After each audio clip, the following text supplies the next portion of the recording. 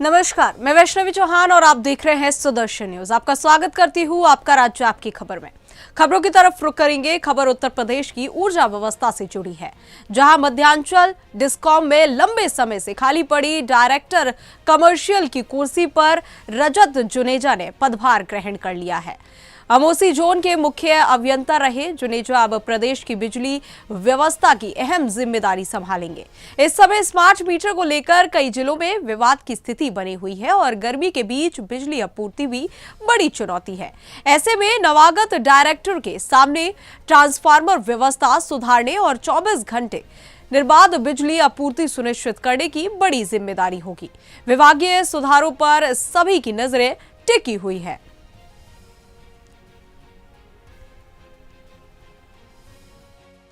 Madhyanchal discom के नए नवागतों director साहब श्री रजत जुनेजा जी मौजूद हैं। आइए जानते हैं कि चूंकि जिस उमस भरी गर्मी में और जिस पीक आवर की स्थिति में आपका आगमन हुआ है नए डायरेक्टर कमर्शियल के रूप में, पूरा मध्यांचल आप देखेंगे, कैसे क्या चुनौतियां रहेंगी आपके सामने, कैसे बिजली आपूर्ति 24 घंटे निर्बाध रूप से चलेगी और जिस तरीके से अभी लगातार समस्याएं चल रही हैं कि लोगों का बिल जमा होने के बावजूद बिजली उनकी कट रही है और ऊर्जा मंत्री और अन्य लोगों के भी बयान आ रहे हैं, उस पर अपने आप को कहाँ खरा उतारेंगे, यही सब सवालों के बीच में मैं बात करूंगा श्री रजत जुनेजा जी से। मैं रजत जुनेजा, आज मैंने मध्यांचल विद्युत वितरण निगम में डायरेक्टर कमर्शियल निदेशक का चार्ज लिया है। मैं आपकी भावनाओं से पूर्णतः सहमत हूँ। वर्तमान में हमारे विभाग में अनेक समस्याएं चल रही हैं। इन समस्याओं का निदान ही मेरी प्राथमिकता होगी। सर्वप्रथम हमको ये देखना होगा कि हमारा राजस्व न प्रभावित हो, अधिक से अधिक राजस्व आए, जिससे कि विभाग और सरकार सुचारू रूप से चल सके। दूसरा, मुझे ये भी देखना होगा, जो मैं समझता हूँ कि वर्तमान में स्मार्ट मीटर्स की बहुत सारी भ्रांतियाँ हैं, इन भ्रांतियों को दूर करना है और हमको उपभोक्ताओं को संतुष्ट करना ही हमारी प्राथमिकता होगी। और स्मार्ट मीटर्स के संबंध में जितनी भी भ्रांतियाँ हैं उसको मैं निश्चित दूर करूँगा। इसके अतिरिक्त हमारे जो भी और व्यावसायिक से संबंधित कार्य हैं उसको मैं पूर्ण रूप से सुचारित करूँगा। विद्युत आपूर्ति भी हमारे उपभोक्ताओं को बेहतर हो सके, सुचारू हो सके, अच्छी हो सके, गर्मियों में इसका कोई भी परेशानी ना आए, इसका मेरा पूर्ण प्रयास होगा। इस गर्मी में जो ट्रांसफार्मर की स्थितियां कैसी रहेंगी, क्या कहना चाहेंगे? ट्रांसफार्मर्स पे अनेक कार्य हुए हैं, तकनीकी कार्य किए गए हैं। ट्रांसफार्मर की जो हमारी जलने की वो भी कम हो गई है नंबर। इस बार हम लोग जो है कोशिश करेंगे कि हमको गर्मियों में किसी भी ट्रांसफार्मर को ना जले, और जो जलेंगे तो उसके लिए हमारी मोबाइल ट्रालियाँ तुरंत तैयार रहेंगी। पहले मोबाइल ट्राली लगाएंगे, पर हमारा सबसे पहला प्रयास होगा कि हमारा कोई भी ट्रांसफार्मर ना जले और हम सुचारू रूप से विद्युत आपूर्ति कर सकें। रजत जुनेजा जी, और आपने बिल्कुल सटीक जवाब 2 शब्दों में दिया कि मेरी आप पूरी प्राथमिकता रहेगी कि जनता को मध्यांचल डिस्कॉम की जो जनता है उसको निर्बाध रूप से 24 घंटे बिजली मिल सके, और जो स्मार्ट मीटर में पनप रही भ्रांतियाँ लोगों के बीच में है वो भ्रांतियाँ कैसे दूर होंगी। रवि शर्मा, सुदर्शन न्यूज़, लखनऊ। खबर उत्तर प्रदेश के बिजनौर से है, जहां कोतवाली शहर क्षेत्र स्थित इंदिरा पार्क में उस समय हड़कंप मच गया जब एक मुस्लिम युवक और युवती हिंदू युवती संदिग्ध परिस्थितियों में साथ देखे गए। मौके पर मौजूद लोगों ने जिहादी पर युवती से गलत तरीके से संपर्क करने और झूठी पहचान बताने का आरोप लगाया। प्राप्त जानकारी के अनुसार आरोप है कि एक मुस्लिम युवक ने खुद को हिंदू बताकर हिंदू युवती से संपर्क किया और उसे मिलने के लिए इंदिरा पार्क बुलाया। जब दोनों पार्क में मौजूद थे तभी वहां गुजर रहे एक स्थानीय युवक ने आरोपी को पहचान लिया और इस संबंध में कुछ लोगों को सूचना दी। सूचना मिलते ही कुछ स्थानीय संगठन से जुड़े लोग मौके पर पहुंचे और युवक को पकड़ लिया गया। इसके बाद युवक को कोतवाली शहर पुलिस के हवाले कर दिया गया। वहीं मौके पर कुछ देर के लिए तनावपूर्ण स्थिति भी बनी रही। हालांकि पुलिस के पहुंचने के बाद स्थिति को नियंत्रित कर लिया गया। जितेंद्र चौधरी। क्या मामला हुआ? मैं फ्रांस है मंत्री हूँ विश्व हिंदू परिषद में। अभी जानकारी मिली थी यहाँ इंदिरा पार्क है। इंदिरा पार्क में एक विषय संज्ञान में आया है कि हमारी एक हिंदू बेटी वहाँ बैठी हुई थी और उसके साथ में एक जिहादी गलत हरकत कर रहा था। तो सूचना मिली, हम पहुँचे तो लड़की ने बताया कि अपना नाम कोई हिंदू बता रहा था, मुझे याद तो है नहीं, और इसने मुझे ज़बरदस्ती यहाँ बैठाया है और अपना नाम मुस्लिम बताया। हमने उससे पूछताछ करी वगैरह कि कहीं का रहने वाला है, तो ये सीधा लव जिहाद का विषय समझ में आ रहा है। नाम बदल के कुछ बोलना, लड़की को सारी चीज़ें, मुस्लिम नाम बताया उसने। उसके फ़ोन की जब आईडी चेक करी उसमें बहुत सारी हिंदू लड़कियों के मतलब कुछ कोल्ड वाटर। और अगली खबर बिजनौर से है, जहां मोहल्ला बुखारा क्षेत्र में देर रात बड़ा हादसा होते होते टल गया। मदीना मस्जिद के सामने स्थित एक किराए के मकान में अवैध आतिशबाजी गोदाम में अचानक जोरदार धमाका हो गया। इसके बाद मकान में भीषण आग लग गई और पूरे इलाके में अफरा तफरी मच गई। बताया जा रहा है कि घनी आबादी वाले क्षेत्र में बिना लाइसेंस के पटाखा सामग्री तैयार की जा रही थी। स्थानीय लोगों ने कड़ी मशक्कत कर आग पर काबू पाया। राहत की बात यह रही कि कोई जनहानि नहीं हुई। फिलहाल पुलिस मामले की जांच कर रही है और कार्रवाई की बात कही जा रही है। खबर उत्तर प्रदेश के कानपुर से है, जहां केशवपुर में अक्षय तृतीया और भगवान परशुराम जयंती के अवसर पर विचार गोष्ठी का आयोजन किया गया। कार्यक्रम का आयोजन हिंदू नेता आशीष द्विवेदी द्वारा किया गया। इस दौरान भगवान परशुराम के जीवन और उनके आदर्शों पर विस्तार से चर्चा की गई। वक्ताओं ने कहा कि परशुराम जी न्याय और अनुशासन के प्रतीक है और युवाओं को उनके जीवन से प्रेरणा लेनी चाहिए। कार्यक्रम से पहले फरसा पूजन और महाआरती की गई। स्थानीय कलाकारों ने भजन प्रस्तुत किए। अंत में श्रद्धालुओं को प्रसाद वितरित किया गया और कार्यक्रम का समापन हुआ। हम लोग भगवान परशुराम जी का जन्मोत्सव मना रहे हैं और भगवान परशुराम जी के जन्मोत्सव पर आज हम मंगल कामना कर रहे हैं समस्त समाज के लिए कि वो सब लोग स्वस्थ रहें, निरोगी रहें और आगे बढ़ें। इसी कामना के साथ आज हम लोगों ने अपने आप पूजन करा के पूजा करी। और क्या मैसेज देना चाहिए? और हम चाहते हैं भगवान परशुराम से सीख लेके हम सब युवा आगे बढ़ेंगे और जो प्रेरणा लेके हम लोग आगे समाज में काम करेंगे। पहली बार कार्यक्रम नहीं, द्वितीय वर्षीय कार्यक्रम होगा। और अगली खबर संभल से है, जहां थाना नखासा क्षेत्र के रुकनुद्दीन सराय में सिटी मजिस्ट्रेट सुधीर कुमार ने अचानक छापेमारी कर बड़ी कार्रवाई की है। इस दौरान आवासीय इलाके में चल रही अवैध फैक्ट्री का खुलासा हुआ है। बताया जा रहा है कि यहां सिंग से बटन बनाने का काम किया जा रहा है। कि जो रईस एंटरप्राइजेस के नाम से संचालित हो रहा था। जांच में सामने आया है कि केवल जीएसटी रजिस्ट्रेशन था, लेकिन प्रदूषण और उद्योग विभाग की अनुमति नहीं ली गई थी। मौके पर नोटिस जारी कर आगे की कार्रवाई के निर्देश दे दिए गए हैं और पुलिस जांच में जुटी हुई है। का निवासी हूँ। हमारे यहाँ सिंग का बटन का काम होता है, मैन्युफैक्चरिंग की जाती है। और आज हमारे यहाँ सिटी मजिस्ट्रेट संभल साहब यहाँ आए, उन्होंने चेकिंग की, कागजों में सब देखा तो किसी कागज़ की कमी पाई गई। उन्होंने कहा ये कागज़ आप पूरा कर लो, इसके बाद में जब यहाँ आबादी के बीच चलाया जाएगा।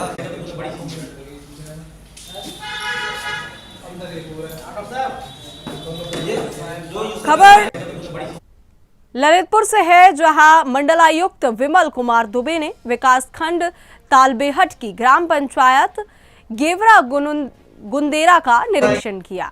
सरकार आपके द्वार ग्राम संत तृप्तिकरण अभियान के तहत उन्होंने गांव में हुए विकास कार्यों की समीक्षा की और ग्रामीणों से संवाद भी किया। इस दौरान सामुदायिक भवन, डिजिटल लाइब्रेरी और मॉडल आंगनबाड़ी केंद्र का लोकार्पण भी किया गया। साथ ही अमृत सरोवर और अन्य विकास कार्यों की सराहना की गई। मंडलायुक्त ने कहा कि ये गांव अन्य पंचायतों के लिए मॉडल बन सकता है। कार्यक्रम में जिलाधिकारी और पुलिस अधीक्षक सहित कई अधिकारी मौजूद रहे। ग्रामीणों की समस्याएं भी सुनी गई।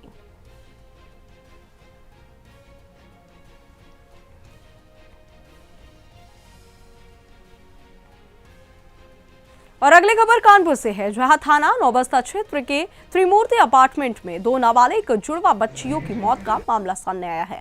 सूचना मिलने पर पुलिस और वरिष्ठ अधिकारी मौके पर पहुंचे और घटनास्थल का निरीक्षण किया। फॉरेंसिक टीम ने भी साक्ष्य एकत्रित किए और पुलिस ने मामले में पिता को हिरासत में ले लिया है और पूछताछ भी जारी है। बता दें कि दोनों शवों को पोस्टमार्टम के लिए भेज दिया गया है। फिलहाल पुलिस पूरे मामले की गंभीरता से जांच कर रही है और घटना के कारणों का पता लगाया जा रहा है। इलाके में स्थिति सामान्य बताई जा रही है।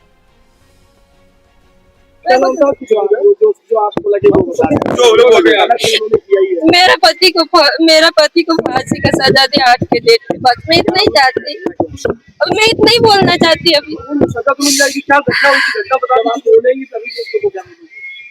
घटना तो मैंने देखा ही नहीं। रात में क्या हुआ था? क्या हुआ? सुबह हमको पता चला, पुलिस वाले लोग आगे उठाए तब। हाँ नहीं, पहले हमसे मारपीट करते थे। हाँ। दारू पीते थे, आते थे, मारते थे। दवाई MR। खबर शामली से है, जहां थाना बमन थाने का पुलिस अधीक्षक द्वारा औचक निरीक्षण किया गया। इस दौरान एसपी ने थाने की सभी व्यवस्थाओं का बारीकी से जायजा लिया और रजिस्टर, अपराध रिकॉर्ड तथा अन्य अभिलेखों की जांच की। इसके साथ ही मालखाने का भी निरीक्षण कर रखरखाव और सुरक्षा व्यवस्था को परखा गया। एसपी ने कुछ बिंदुओं पर सुधार के निर्देश देते हुए थाने को और अधिक प्रभावी बनाने की बात कही। उन्होंने पुलिसकर्मियों को अनुशासन, पारदर्शिता और फरियादियों की समस्याओं के त्वरित समाधान के लिए निर्देशित किया। बता दें कि निरीक्षण के दौरान थाने में सतर्कता का माहौल रहा।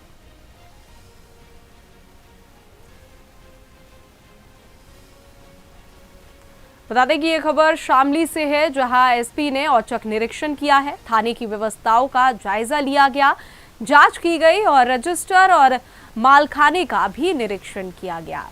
साथ ही सुधार के लिए निर्देश दिए गए हैं।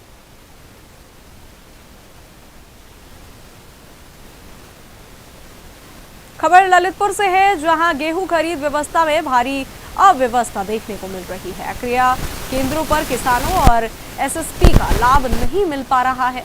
कई केंद्रों पर बारदाने की कमी तो कहीं डिजिटल वेरिफिकेशन मशीन के खराब होने की समस्या सामने आ रही है। किसान मजबूरी में खाली हाथ लौट रहे हैं। अमरपुर मंडी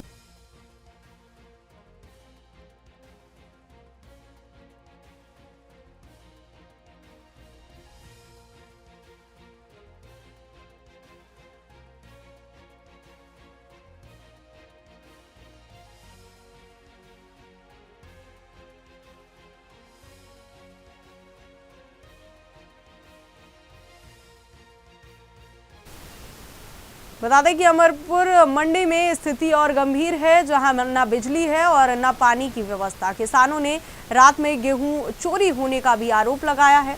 प्रशासनिक दावों के बावजूद व्यवस्था पटरी पर नहीं दिख रही है और किसान लगातार परेशान है। नहीं आने कैसी होती है, क्या है? जी सर, रात में हम खाना खाने गए घर पे 8-9 बजे। हमारे में कोई ट्रैक्टर खड़ा था, उसने हमारे में से 4-5 क्विंटल गेहूँ अपने में डाल लिया। अब मौके पे थे नहीं, किसने डाला क्या है, चोरी हुई है साहब 5 या 6 क्विंटल। प्रशासन की कोई सुविधाएं यहाँ कोई सुविधा नहीं है। रात में पानी की व्यवस्था नहीं है, पानी और लाइट की भी नहीं है। पानी के लिए गेट के बाहर जाते। तो कब से बारदाना नहीं है यहाँ पे? ये मान लीजिए 8 तारीख से नहीं है बारदाना। 8 तारीख से बारदाना नहीं है। पुरानी गांठ है, उन्होंने से तोल दी है और बस बारदाना नहीं मिला। जब से आप लोग कितने दिन से बैठे हैं? 5-6 दिन, 6-7 दिन हो गए बाबू। 7 दिन से बैठे हैं? बैठे हैं सर। नंबर नहीं आया आपका? नहीं आया, नंबर तो आ गया। लेकिन नंबर ऐसे बारदाना खत्म है। जैसे कि बाबूजी बोल रहे कि हम तोले दे रहे, लेकिन बारदाना तो हुई। बाबूजी की कोनो मशीन लग रही है, बाबूजी अंगूठा नहीं लगा। खबर प्रयागराज से है, जहां पुलिस ने शहरी इलाकों में चोरी और छिनैती करने वाले एक शातिर गिरोह का पर्दाफाश किया है। पुलिस ने कार्रवाई करते हुए 3 आरोपियों को गिरफ्तार किया है, जिनके कब्जे से लगभग ज्वेलरी और 2,90,000 रुपए नगद और चोरी की बाइक बरामद हुई है। पूछताछ में खुलासा हुआ है कि ये गिरोह दिन में बंद घरों की रेकी करता था और रात के अंधेरे में वारदात को अंजाम देता था। डीसीपी सिटी ने बताया कि आरोपियों का आपराधिक इतिहास है और अब गैंगस्टर एक्ट के तहत कार्रवाई की जाएगी। जो है गिरफ्तार किए गए हैं, क्या एलिगेशन इन पर है और क्या रिकवरी इनके पास से? 4 अप्रैल की रात्रि को एक खाली मकान में नकब जनी की घटना हुई थी। उसके बाद एसओजी सिटी की टीम और थाना कोतवाली की टीम ने संयुक्त टीम ने मिलकर 2 सप्ताह तक इसमें वर्क किया है और इस तमाम प्रयासों के बाद इसमें सफलता अर्जित हुई है। इसमें 3 अभियुक्त गिरफ्तार हुए हैं, जिनका नाम बबलू, दूसरे का नाम है फिरोज और तीसरे का नाम इसमें है शाही आलम। तीनों अभियुक्तों के पास से कुल मिलाकर कैश लगभग 2,89,000 रुपये बरामद हुआ है। पीली धातु 37.8 ग्राम। खबर उत्तर प्रदेश के संभल से है, जहां बेजोई मुख्यालय के पास कब्रिस्तान की जमीन पर अवैध कब्जे का मामला एक बार फिर चर्चा में है। नगर पालिका द्वारा जारी नोटिस के करीब 1 माह बाद भी कब्जा नहीं हटाया गया है। जानकारी के अनुसार घाटा संख्या 756 की जमीन पर 13 दुकानों का अवैध निर्माण चिन्हित किया गया था, लेकिन तय समय सीमा गुजरने के बाद भी स्थिति जस की तस बनी हुई है। एसडीएम नीतू रानी ने कहा है कि मामले में जवाब लिया जा रहा है और जल्द कार्रवाई होगी। फिलहाल प्रशासन और कार्यशैली पर सवाल उठ रहे हैं। नगर पालिका बेजोई में घाटा संख्या 756 पर जो नोटिस दिए गए थे, बताया जा रहा है कि वो कब्रिस्तान की भूमि है, उस पर अवैध तरीके से लोगों ने कब्जा कर रखा है, तो वो खाली क्यों नहीं कराई जा रही, क्या मामला है?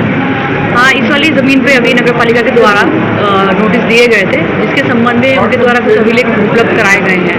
इसमें इस प्रकरण में नगर पालिका के माध्यम से और तहसीलदार चंदौसी के माध्यम से जांच कराई जा रही है और जो भी विधिक कार्रवाई होगी वो कार्रवाई की जाएगी। अच्छा, उनको नोटिस भी दिए गए, तो क्या उन्होंने नोटिस जो दिए गए उसके जवाब में कुछ उन्होंने दाखिल किया है? हाँ, उन्होंने नगर पालिका के कुछ अभिलेख हैं और अपने स्वामित्व के अभिलेख हैं वो उपलब्ध कराए हैं नगर पालिका में। अच्छा, उसमें जाँच चल रही है अभी। अच्छा, नगर पालिका ये बता रही है कि इन लोगों ने। अगली खबर फतेहपुर से है, जहां एक चाय की दुकान अचानक सुर्खियों में आ गई है। बताया जा रहा है कि इसी दुकान पर सपा प्रमुख अखिलेश यादव ने चाय पी थी और उसकी तारीफ भी की थी। इसके बाद फूड सेफ्टी विभाग की टीम मौके पर पहुंची और चाय का सैंपल लिया। दुकान मालिक का आरोप है कि इस घटना के बाद कुछ युवकों ने उनके साथ मारपीट भी की। पीड़ित ने थाने में शिकायत दर्ज कराई है। वहीं खाद्य विभाग का कहना है कि IGRS के जरिए शिकायत मिलने पर कार्रवाई की गई।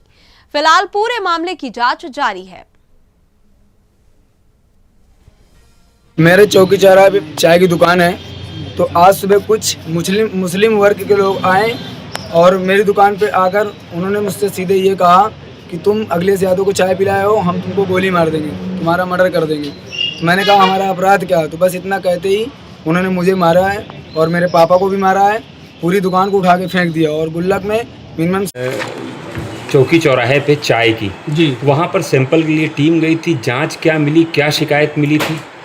ये IGRS के संदर्भ संख्या के संदर्भ में जो है दिनांक 15/4/2026 को लगभग 12 बजे जी खाद्य सुरक्षा अधिकारी धीरज दीक्षित को जो है इसकी जांच के लिए भेजा गया था। ये मौके पर पहुँचे तो वहाँ पे शिकायतकर्ता को फ़ोन करके इन्होंने मोबाइल से उसके नंबर पर फ़ोन करके बुलाया, वो नहीं आया और इनके द्वारा उस चाय के दुकान पे जो IGRS में शिकायतें दी गई थी उसकी जांच आम जनमानस के उपस्थिति में किया गया और मौके पे जो है उसका खाद्य कारोबार पंजीकरण संख्या पाया गया। उसकी वैधता जो है 10/7/28 तक थी। दुकान वो लाइसेंसी है और चाय के पत्ती में मिलावट की संभावना के आधार पर इन्होंने नमूना लिया। सर, क्या एल्युमिनियम में चाय बना रहा था इसलिए उसको दी गई? नहीं, वो चाय की गुणवत्ता की जांच के लिए भेजा जाता है। हमारा जो है लैब में जो खाद्य पदार्थ जाते हैं उसकी गुणवत्ता के आधार पर ही हम। खबर बिजनौर से है, जहां सोशल मीडिया पर हथियार लहराने के वायरल वीडियो मामले में पुलिस को बड़ी सफलता मिली है। लंबे समय से फरार चल रहा मुख्य आरोपी मेजुल को दक्षिण अफ्रीका से भारत लौटते ही दिल्ली के इंदिरा गांधी अंतर्राष्ट्रीय हाईवे अड्डे पर हिरासत में ले लिया गया। ये मामला थाना नांगल क्षेत्र का है, जहां इंस्टाग्राम पर हथियारों के प्रदर्शन का वीडियो वायरल हुआ था। पुलिस पहले ही 3 आरोपियों को गिरफ्तार कर चुकी है। फिलहाल मुख्य आरोपी से पूछताछ जारी है और अन्य फरार साथियों की तलाश तेजी से कर दी गई है। पुलिस ने मामले में सख्त कार्रवाई का संकेत भी दिया है। मीडिया पर हथियारों के प्रदर्शन से संबंधित वीडियो प्रकरण में बिजनौर पुलिस द्वारा दक्षिण अफ्रीका में रह रहे अभियुक्त मैजुल को आज दिनांक 18 अप्रैल 2026 को हिरासत में लिया गया है। वीडियो के संबंध में जनपद बिजनौर के थाना नागल पर आकिब, मैजुल एवं अन्य के विरुद्ध अभियोग पंजीकृत कर पूर्व में 3 अभियुक्त उवैद मलिक, जलाल हैदर एवं समीर को गिरफ्तार कर न्यायिक अभिरक्षा में भेजा जा चुका है। 3 अन्य अभियुक्त मैजुल, आकिब एवं आजाद के विदेश में रहने की जानकारी प्राप्त हुई थी। इन 3 अभियुक्तों की गिरफ्तारी सुनिश्चित करने हेतु पूर्व में लुकआउट नोटिस भी जारी। खबर बिहार के मुंगेर से है, जहां लव जिहाद और धर्मांतरण के मुद्दे को लेकर विश्व हिंदू परिषद और बजरंग दल के कार्यकर्ताओं ने जोरदार प्रदर्शन किया। झारखंडी मंदिर के पास से शुरू हुआ आक्रोश मार्च शहर के प्रमुख मार्गों से होते हुए राजीव गांधी चौक पहुंचा, जहां प्रदर्शनकारियों ने पुतला दहन कर विरोध जताया। इसके बाद कार्यकर्ता समाहरणालय पहुंचे और राष्ट्रपति के नाम ज्ञापन सौंपा। ज्ञापन में सख्त कानून और कड़ी कार्रवाई की मांग की गई है। संगठनों ने चेतावनी दी है कि मांगे पूरी न होने पर आंदोलन और तेज किया जाएगा। फिलहाल प्रशासन मामले पर नजर बनाए हुए है। यह मामला आज ये विश्व हिंदू परिषद पूरे देश व्यापी में पुतला दहन और विरोध प्रदर्शन का कार्य किया गया। यह निजी कंपनियों द्वारा नासिक में जो बहन बेटियों के साथ धर्मांतरण का खेल चल रहा है, वह अब विश्व हिंदू परिषद बजरंग दल नहीं सहेगी और इसका कड़ा विरोध करते हैं। यह नहीं होने देंगे। क्या नाम होगा? संतोष कुमार कुशवाहा, जिला सह मंत्री, विश्व हिंदू परिषद। कार्य चल रही है जिहादियों के द्वारा धर्मांतरण, लव जिहाद।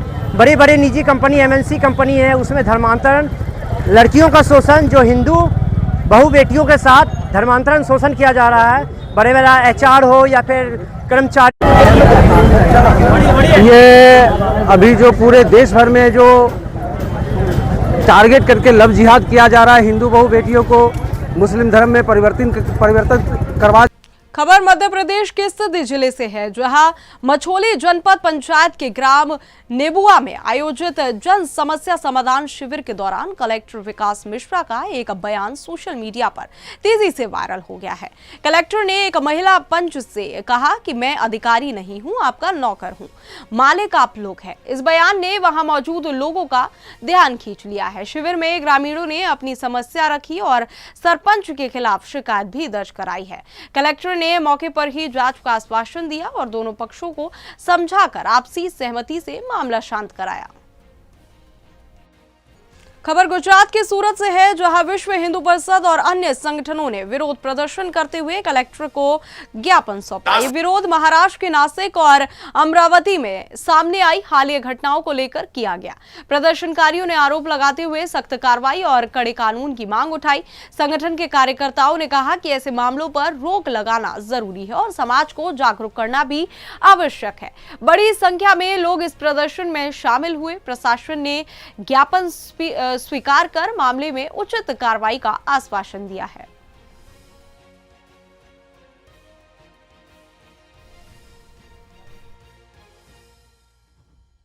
सीएस कंपनी में जो घटना ध्यान में आई, एक उच्च पद पर बैठा मुसलमान बड़ी संख्या में मुसलमानों को भर्ती करता है, उनके नीचे हिंदू लड़कियों को भर्ती करता है और इन हिंदू लड़कियों को लव जिहाद, जबरन धर्मांतरण जैसे कृत्यों के लिए मजबूर करता है। बंद करो,